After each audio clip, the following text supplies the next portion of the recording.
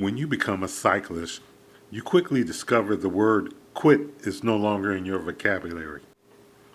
I'm excited and motivated to finish what I started, riding the last day of my Canadian tour starting right here in Windsor.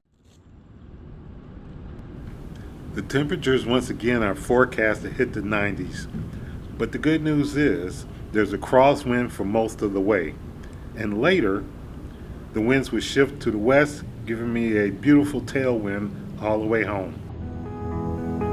Let's go and knock out these 35 miles.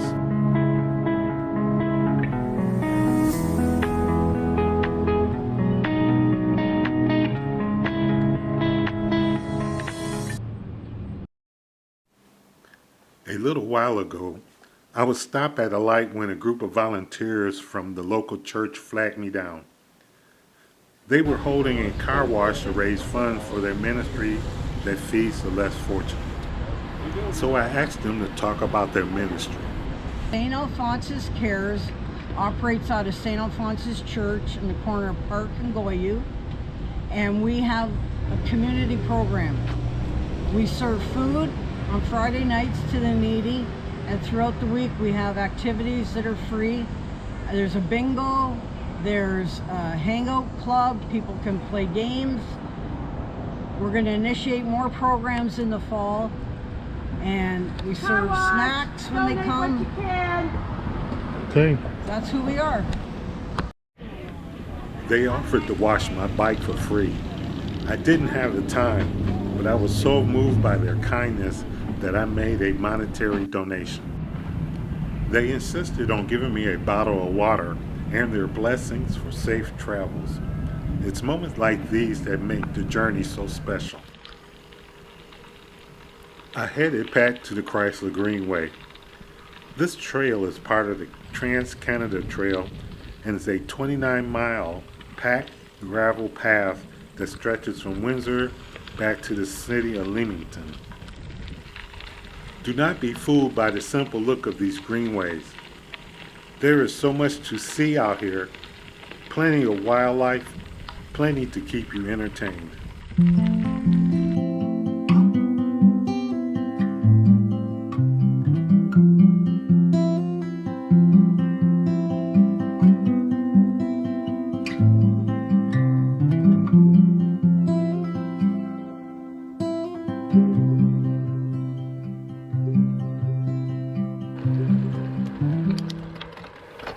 After riding through the town of Essex, I came upon the Maidstone Bicentennial Museum. This is a community museum with artifacts from the armed forces from the War of 1812 all the way to the present day. On the property, there's also a heritage garden that provides food and medicinal plants, a butterfly sanctuary, and a 1-mile trail. It's a peaceful historical spot. The next stop was supposed to be the John Freedman Walls historic site, but unfortunately it was closed. The site is a 20-acre property in Puce, Ontario, with most of the original buildings from 1846, which are still standing. I was really hoping to talk to someone about their fundraising gospel concert coming up next week. Oh well, it's time to move on. Just a few feet away was the First Baptist Church of Puce. The church was established in 1840 by black settlers from the U.S. The settlers, mostly farmers, were able to purchase the land along the Puce River. Since most black refugees were religious in nature, this church was set up for services for Methodists and Baptists.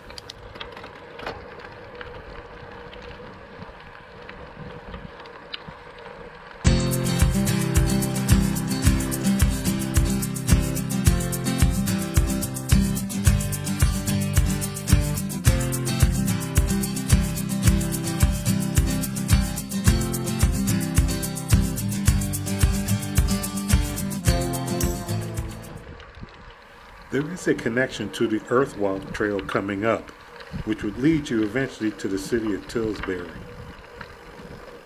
With this high grass and no signage, it would be very hard to find a trail entrance. Hey, look what I found. Another turtle crossing sign. To me, this seemed a little out of place since the nearest body of water is about a half-mile away. I'm about to come up to another convenience store. I was looking forward to getting some ice. Unfortunately, this is the second convenience store I came to in the city of Essex that was closed by the government. Wait. And I also realized both of these stations were at the end of a roundabout.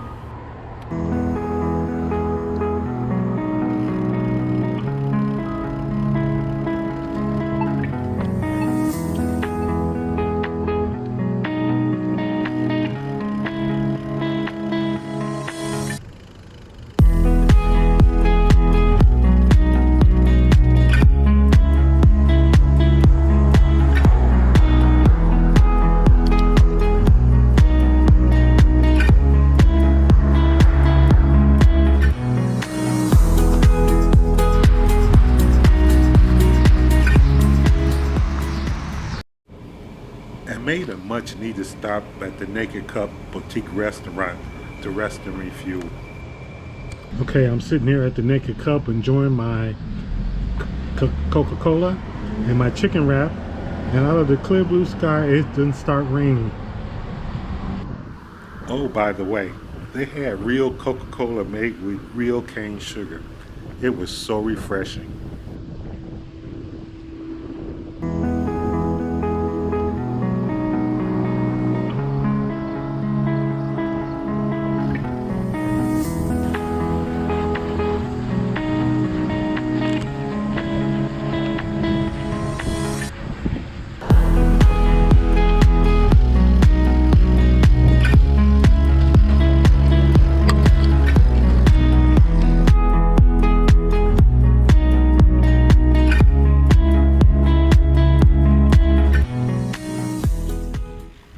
I am riding by one of the largest country clubs I've ever seen in my life. Beech Grove Golf and Country Club was founded in 1921. This is a family-oriented private club with 4 golf courses.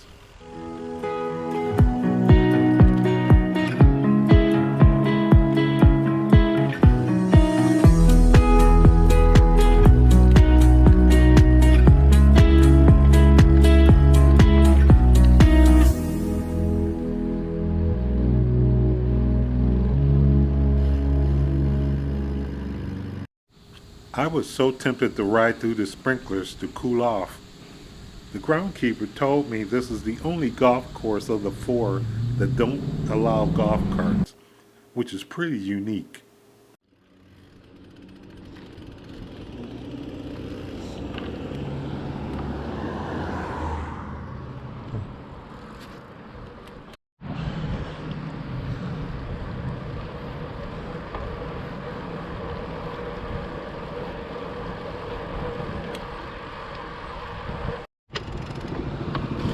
Here I am arriving at the beach.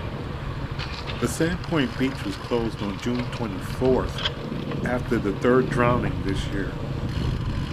This area just west of the beach is notorious for dangerous currents.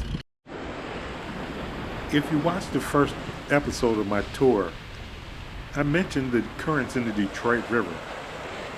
Due to high winds this year, rip currents had made a lot of the areas in the lakes and the rivers dangerous for swimming.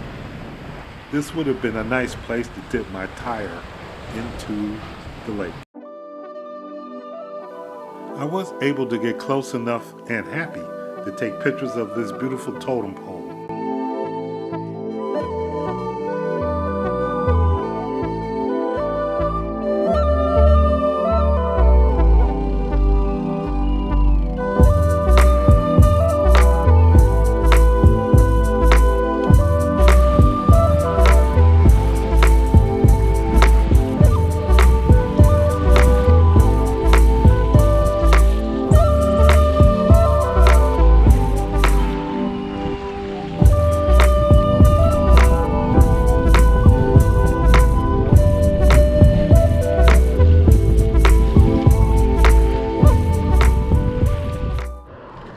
Here I am back on the Canaccio Trail, and guess what? I run up on the ice cream shop. I was this close to stop for some homemade ice cream, but I thought better of it. I did stop here to check the weather, and it was a good thing, because it was raining just a few miles north of me. I couldn't believe they spent all this money on this bridge and put in aluminum slats.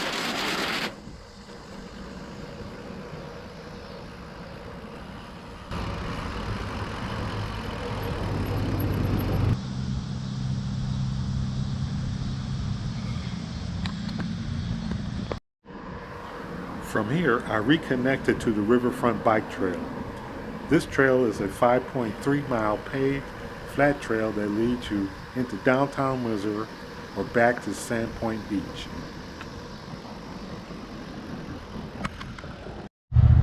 Now I'm riding through Ford City.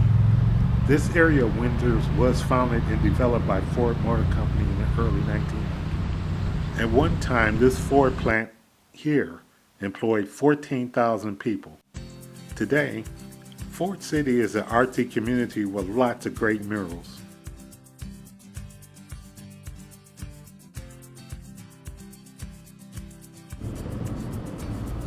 Well, that's a wrap on my Canadian adventure.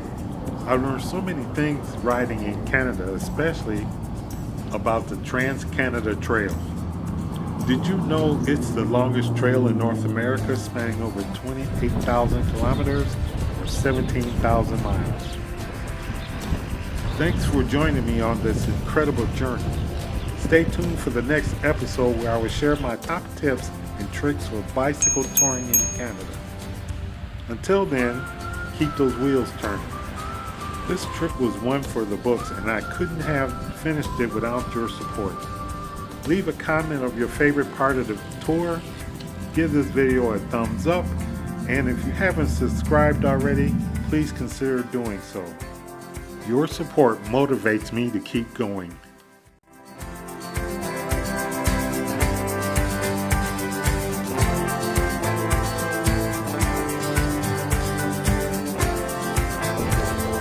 I'm already dreaming of the day I can take this train to Toronto for my next Canadian adventure.